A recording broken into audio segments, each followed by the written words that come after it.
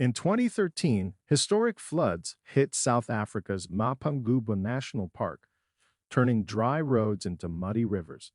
The reserve's rangers were given urgent orders to patrol the area, assess the damage, and rescue any endangered wildlife.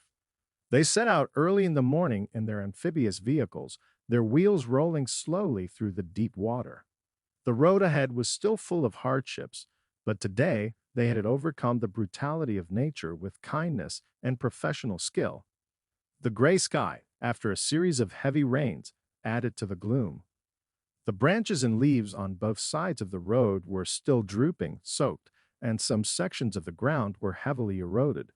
The team leader, Peter, kept calling the center on his walkie-talkie, reporting what he saw.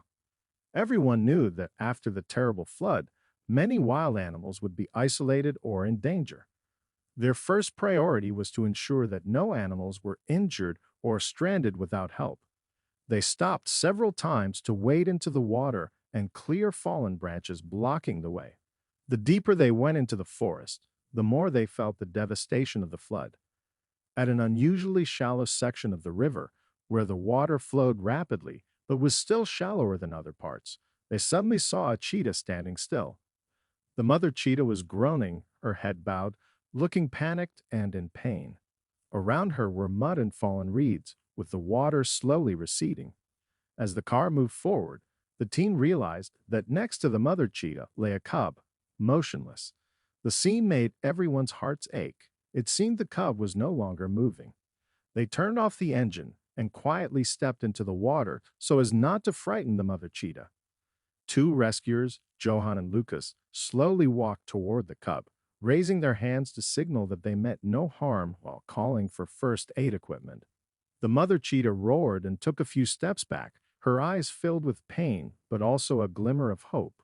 From his many years of experience, Peter guessed that the cub had drowned due to the flood.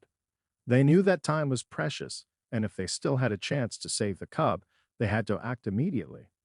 Johan carefully knelt down, placing his hand on the cub's small chest to check for a heartbeat. Lucas prepared medical equipment, including an oxygen tube and an artificial respirator. They discovered that the cub's heartbeat was very weak, as if it had been submerged for too long. Without hesitation, Johan began external cardiac massage to stimulate the cub's heart.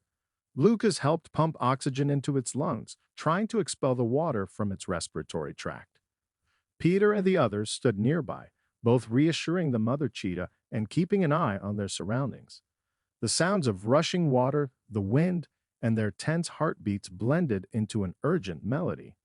The mother cheetah seemed to sense the sincerity of the rescue team, standing closer, her eyes never leaving her cub. The rangers silently prayed for a miracle. They had witnessed many successful rescues, but there were also times when help came too late. After a few tense minutes, the cub suddenly coughed and started breathing again. The whole team burst into joy. Peter shouted loudly, "Success!" against the gloomy gray sky. The mother cheetah let out a screech. Whether a cry of relief or gratitude, no one could tell. The cub opened its eyes slightly, its body trembling from the cold and exhaustion. Johan gently placed his hand on its head, patting it in reassurance. Lucas used a towel soaked in warm water, trying to dry its fur. A few seconds passed in astonishment before the cub slowly turned its head, searching for its mother. Seeing her cub regain consciousness, the mother cheetah immediately approached and gently rubbed her muzzle against her baby's shoulder. The warm growl of the mother dispelled the previous tension. The reunion between mother and cub moved the entire rescue team beyond words. Just then, a cold wind blew, causing the cub to shiver even more. Peter immediately signaled the team to bring thick scarves to warm it up. While Johan continued to check its breathing, Lucas and another member shielded the mother and cub from the wind.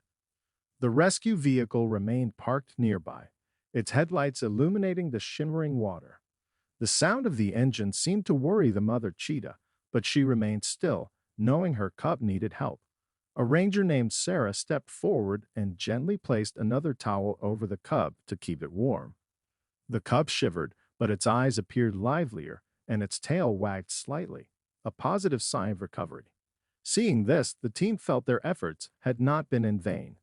Their faith and love for animals were strengthened. After ensuring the cub's condition was stable, the rescue team checked for other injuries. They found a few scratches on its hind legs, likely caused by debris from the flood.